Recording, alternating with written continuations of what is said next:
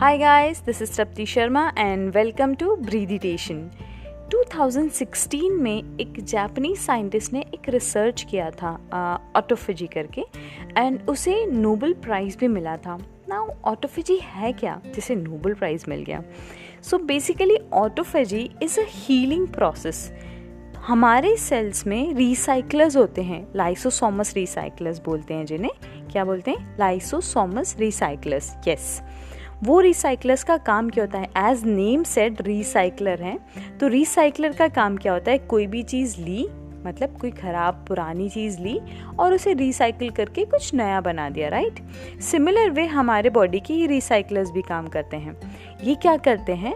Damage proteins लेते हैं, bacteria लेते हैं, वायरसेस लेते हैं, डैमेज सेल्स लेते हैं इवन, और उन्हें रिसाइकिल करके फैटी फ्यूल और अमीनो एसिड्स बनाते हैं. नाउ फैटी फ्यूल और अमीनो एसिड्स होते क्या हैं? लाइक हमारे सेल्स, डेड सेल्स ले लिए, उन्हें रिसाइकिल करके दो चीज़ें बना दी. अभी ये क्या करती हैं? फैटी फ्यूल जो होता है वो हमें फ्यूल देता है, हमें एनर्जी देता है. ओके, अगर फैटी फ्यूल जनरेट हो रहा है that means it gives us fuel to be active. हमें एक्टिव रहने में बेसिकली वही फ्यूल का काम करता है. नाउ अमीनो एसिड्स क्या करते हैं? अमीनो एसिड्स होते हैं raw material to regenerate our cells. Yes, हमारे सेल्स रीजनरेशन के लिए जो हमें रॉ मटेरियल लगता है वो होते हैं अमीनो एसिड्स, जो कि इस ऑटोफेजी की रिसाइकलिंग प्रोसेस से जनरेट होता है, जिसका बाय प्रोडक्ट है. नाउ नए सेल जनरेट मतलब क्या? As I told in my earlier podcast, we are society of 700 trillion cells. Yes, you heard it right. We are society of 700 trillion cells. और हमारे सेल्स न्यूट्रिएंट्स या ageing की वजह से धीरे धीरे डेड होते रहते हैं, लो फील करते हैं, बहुत सारे इश्यूज आते हैं. दैट्स वाई एज के साथ साथ ये प्रॉब्लम्स आने लगती हैं.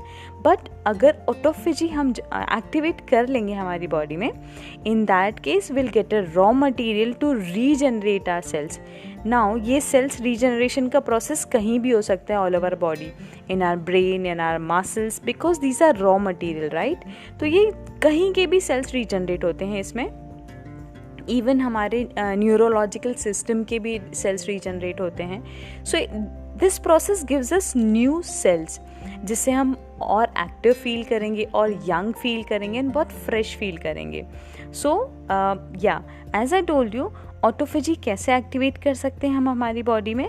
Bye intermittent fasting. Now what is that? Intermittent fasting मतलब उसका जो बेसिक रेशियो होता है वो होता है 16:8 का. दैट मीन्स 16 आवर का फास्टिंग और 8 आवर का ईटिंग विंडो. 8 घंटे में आप कुछ भी खाओ एंड 16 आवर के लिए फास्टिंग पे. But if you want to work on your blood sugar और रिपेयरिंग पे काम करना है अपने बॉडी की, then you have to go to 24 का विंडो. दैट मीन्स 20 आवर का फास्टिंग एंड 4 आवर का eating window. There is one more very effective for weight loss and diabetes, that is OMAD. मतलब कि 1 meal a day. Yes, 1 meal a day. अगर आप 1 meal a day follow करते हो और अगर आपको डायबिटीज़ है या अपने वेट लॉस पे काम करना चाहते हो, so that is the best thing you can do. आपको फ्रेश फील होगा, आप बहुत यंग दिखोगे and you will be able to recover from these diseases as well.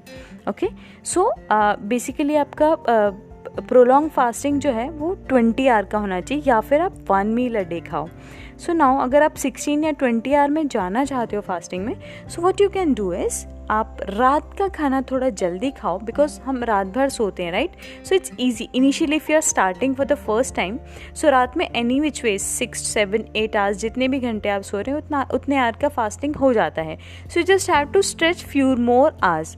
सो आपके डिनर और ब्रेकफास्ट में try to keep a gap of 16 hour initially.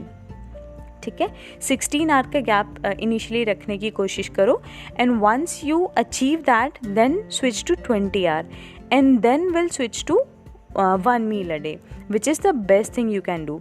और अगर आप 1 मील अ डे कर रहे हो या अगर आप फास्टिंग पे जा भी रहे हो इंटरमिटेंट फास्टिंग में, सो आपको हर मंथ 2 वीक के लिए जाना चाहिए फॉर 48 to 72 आवर्स की फास्टिंग में. right? So this is really good for you. Just try it once and you'll really feel good. Initially you'll feel like, क्योंकि हमारी बॉडी को क्रेविंग की आदत होती है, लाइक कार्ब्स की आदत होती है, क्योंकि हम चपाती, राइस या कुछ ना कुछ शुगर खाते ही रहते हैं. सो हमें कुछ ना कुछ खाने की आदत होती है. तो initially it will be difficult if it's being difficult for you. So as I told you, रात का विंडो डिनर एंड ब्रेकफास्ट के बीच का गैप बढ़ा दो. So will be able to easily start with it. 16-8, that means 16 hour fasting, 8 hour eating window. Then switch to 24, that means 20 hour fasting, 4 hour eating window, and then switch to 1 meal a day. Okay, if you want to work on your diabetes, weight loss or anything, and भले ही आपको weight loss नहीं करना है, आपको diabetes नहीं है, still go for fasting guys. This is really good for your body, and as I told you, it regenerates your cells, so you'll feel good, you'll feel fresh, you'll feel young as well. Okay, so yeah, try that fasting and good luck for that. अभी के लिए इतना ही. मिलते रहेंगे, बातें करते रहेंगे. Good night for now. Bye bye.